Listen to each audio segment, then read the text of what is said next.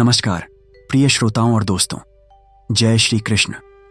आप सभी का हार्दिक स्वागत है हमारे चैनल सनातन स्तंभ पर। मैं हूं आपका मित्र अमन और आज हम साथ चलेंगे भगवद गीता के 8वें अध्याय की एक अद्भुत यात्रा पर, जिसमें छुपा है आत्मा, परमात्मा और मोक्ष का परम रहस्य। यह अध्याय, जिसे अक्षर ब्रह्मयोग के नाम से जाना जाता है, बहुत ही गूढ़ और विशेष ज्ञान से भरपूर है। इसमें भगवान श्री कृष्ण अर्जुन के प्रश्नों का उत्तर देते हुए बताते हैं कि अंतिम समय में मनुष्य का मन किसे याद करता है और वह किस लोक को प्राप्त होता है। साथ ही वे उस परम धाम की महिमा बताते हैं जहां जाने के बाद साधक फिर कभी भी इस संसार में जन्म मृत्यु के चक्र में नहीं आता। तो दोस्तों, आज का यह ज्ञान आपके जीवन के लिए बहुत ही मूल्यवान साबित होगा, इसीलिए इसे पूरी एकाग्रता से और ध्यान से सुनिएगा। तो बिना देरी किए आइए शुरू करते हैं भगवद गीता के 8वें अध्याय की इन दिव्य श्लोकों को सुनते हैं और समझते हैं। श्री भगवान उवाच। श्लोक 8। किं तद् ब्रह्म किमध्यात्मं किं कर्म पुरुषोत्तम अधिभूतम च किं प्रोक्तम अधिदैवम किमुच्यते। अर्थात, हे पुरुषोत्तम, वह ब्रह्म क्या है, अध्यात्म क्या है, कर्म क्या है, अधिभूत किसे कहते हैं और अधिदैव किसे कहा जाता है। श्लोक 2। अधियज्ञः कथम कोत्र देहेस्मिन् मधुसूदन प्रयाण काले च कथम झेयोसि नियतात्मभिः। अर्थात, हे मधुसूदन, अधियज्ञ कौन है और वह इस देह में कैसे रहता है, और हे प्रभु, अंत समय में नियतात्मा पुरुष आपको कैसे जान सकता है। श्लोक 3। अक्षरम ब्रह्म पर। श्लोक 3। अक्षरम ब्रह्म परमं स्वभावोध्यात्ममुच्यते भूत भावोद्भव करो विसर्गः कर्म संचितः। हे अर्जुन, जो अक्षर यानी जो नाश रहित, शाश्वत और परम है, उसे ब्रह्म कहते हैं। जो इस शरीर का स्वभाव या आत्मा का स्वरूप है, उसे अध्यात्म नाम से जाना जाता है। और जो समस्त प्राणियों के उत्पन्न होने और पालन करने का कारण है, वह विसर्ग यानी त्याग या बलिदान का कर्म ही कर्म कहलाता है। श्लोक 4। अधिभूतम क्षरो भावः पुरुषश्चाधिदैवतम अधियज्ञो हमेवात्र देह देहभृतां वर। हे श्रेष्ठ शरीरी, इस देह में जो क्षर भाव यानी नाशवान तत्व पदार्थ हैं, उन्हें अधिभूत कहते हैं, और जो देवता स्वरूप पुरुष यानी चेतना तत्व है, उसे अधिदैव कहा जाता है। हे अर्जुन, इस शरीर में सभी यज्ञों का आधार अधियज्ञ तो मैं ही हूं, यानी परमात्मा स्वयं हूं। श्लोक 5। अंतकाले च मामेव स्मरण मुक्त्वा कलेवरम यह प्रयाति समद्भावम याति नास्त्यत्र संशय। जो मनुष्य अंतिम समय में अपने शरीर को त्यागते समय केवल मेरा ही स्मरण करता है, वह निस्संदेह मेरे ही स्वरूप को प्राप्त होता है, इसमें कोई संदेह नहीं है। यानी अंतिम पलों में जिसका जैसा विचार होता है, उसे वैसा ही लोक और वैसा ही भाव प्राप्त होता है। श्लोक 6। यम यम वापि स्मरण भावम त्यजत्यन्ते कलेवरम तम तमेवैति कौन्तेय सदा तद्भाव भावितः।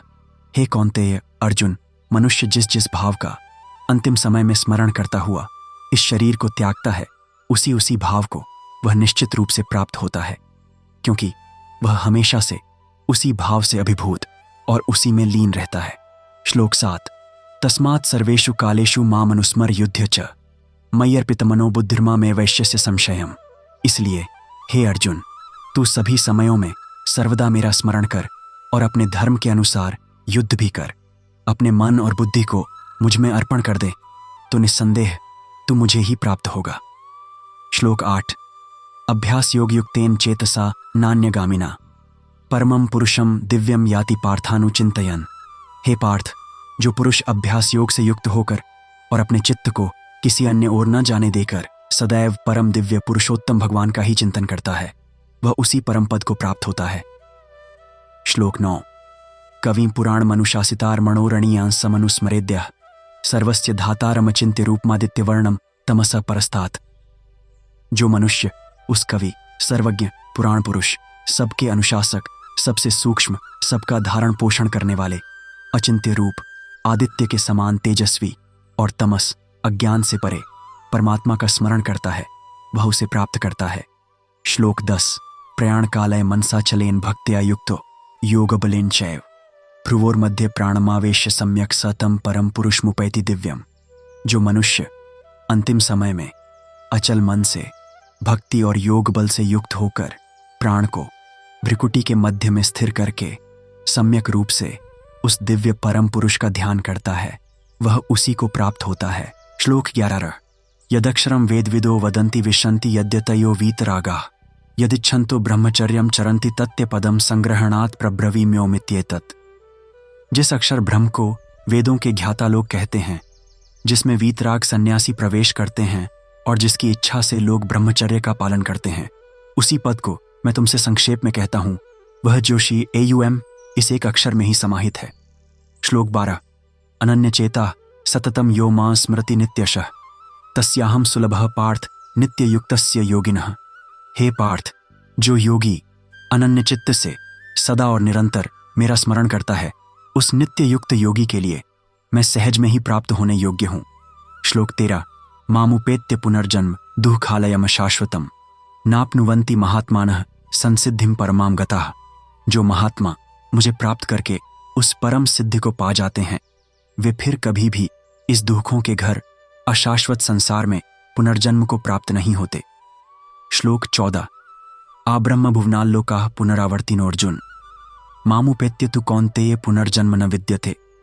हे अर्जुन, ब्रह्मलोक तक के सभी लोग पुनरावृत्ति वाले हैं, यानी वहां से जीव को लौटना पड़ता है, परंतु हे कौन्तेय, मुझे प्राप्त करके फिर कभी जन्म नहीं होता। श्लोक 15 सहस्रयुग पर्यंतम हर्यद ब्राह्मणो विदु रात्रिम युग सहस्रांता तेहो रात्र विदो जना। जो लोग ब्रह्म के दिन और रात को जानते हैं, वे कहते हैं ब्रह्मा का एक दिन 1000 युगों का होता है और उतनी ही लंबी उनकी रात भी होती है। श्लोक 16 अव्यक्ताद्व्यक्तयः सर्वाः प्रभवन्ते हरागमे रात्र्यागमे प्रलीयन्ते तत्रैवाव्यक्त संजके। ब्रह्मा के दिन के आरंभ में अव्यक्त से सभी व्यक्त रूप प्रकट होते हैं और रात्रि के आने पर फिर उसी अव्यक्त में लीन हो जाते हैं। श्लोक 17 भूतग्रामः स एवायं भूत्वा भूत्वा प्रलीयते रात्र्यागमे वशः पार्थ प्रभवते हरागमे। हे पार्थ, प्राणियों का वह समूह बार बार उत्पन्न होकर रात्रि के आगमन पर विवश होकर लीन हो जाता है और दिन के आगमन पर फिर से प्रकट हो जाता है। श्लोक 18 अव्यक्तोक्षर इत्युक्तस्तमाहु परमाम गतिम यम प्राप्य न निवृतन्ते तद्धाम परमम मम। जिसे अव्यक्त और अक्षर कहा जाता है, उसे ही परम गति कहते हैं। उसको प्राप्त करके जीव फिर लौट कर नहीं आता, वही मेरा परम धाम है। श्लोक 19 पुरुषः सपरः पार्थ भक्त्या लभ्यस्त्वनन्यया यस्यांतः स्थानि भूतानि येन सर्वमिदं ततम्। हे पार्थ, वह परम पुरुष केवल अनन्य भक्ति द्वारा ही प्राप्त होता है, जिसके अंदर सभी प्राणी स्थित हैं और जिससे यह सारा जगत व्याप्त है। श्लोक 20 अंतकाले च मामेव स्मरण मुक्त्वा कलेवरम यह प्रयाति समद्भावम याति नास्त्यत्र संशयः। जो मनुष्य अंत समय में शरीर का त्याग करते हुए केवल मेरा ही स्मरण करता है, वह मेरे स्वरूप को ही प्राप्त होता है, इसमें कोई संदेह नहीं है। श्लोक 21 यम यम वापि स्मरण भावम त्यजत्यन्ते कलेवरम तम तमेवैति कौन्तेय सदा तद्भाव भावितः। हे कौन्तेय, मनुष्य जिस जिस भाव का अंतिम समय में स्मरण करता हुआ शरीर छोड़ता है, उसी उसी भाव को वह प्राप्त होता है, क्योंकि वह सदा उसी भाव से अभिभूत रहता है। श्लोक 22 तस्मात् सर्वेषु कालेषु मामनुस्मर युद्ध च मय्यर्पित मनो बुद्धिर्मामे वैश्यस्य संशयम्। इसलिए हे अर्जुन, तू सभी समयों में मेरा स्मरण कर और अपने धर्म के अनुसार युद्ध भी कर। अपने मन और बुद्धि को मुझ में अर्पण कर दे, तो निश्चित ही तू मुझे ही प्राप्त होगा। श्लोक 23 यत्र काले त्वनावृत्तिमावृत्तिं चैव योगिनः प्रयाता यान्ति तं कालम प्रब्रवीमि भरतर्षभ। हे भरत श्रेष्ठ, अब मैं तुमसे वह काल बताता हूं जिसमें जाने पर योगी फिर लौटकर नहीं आते और जिसमें जाने पर लौटकर आना पड़ता है। श्लोक 24 अग्निर्ज्योतिरः शुक्लः षण्मासा उत्तरायणम तत्र प्रयाता गच्छन्ति ब्रह्म ब्रह्म विदो जना। अग्नि ज्योति दिन शुक्ल पक्ष और उत्तरायण के 6 महीने, इनमें जाने वाले ब्रह्म को जानने वाले ज्ञानी ब्रह्म को ही प्राप्त होते हैं। श्लोक 25 धूमो रात्रिस्तथा कृष्ण षण्मासा दक्षिणायणम तत्र चांद्रम सम ज्योतिर्योगी प्राप्य निवृत्तते। धुआं, रात, कृष्ण पक्ष और दक्षिणायन के 6 महीने, इनमें जाने वाला योगी चंद्रलोक को प्राप्त होता है और फिर लौट आता है। श्लोक 26। शुक्ल कृष्ण गति हेते जगतः शाश्वते मथे एक या यातना वृत्ति मन्या वर्तते पुनः। संसार की ये दोनों ही गतियां शुक्ल और कृष्ण शाश्वत मानी गई हैं। एक से जाने पर मनुष्य अनावृत्ति यानी लौट कर नहीं आता और दूसरी से जाने पर वह फिर से लौट आता है। श्लोक 27। नैते सृति पार्थ जानन योगी मुह्यति कश्चन तस्मात् सर्वेषु कालेषु योग युक्तो भवार्जुन। हे पार्थ, इन दोनों मार्गों को जानकर कोई भी योगी मोहित नहीं होता, इसलिए हे अर्जुन, तू सर्वदा योग में युक्त रह। श्लोक 28।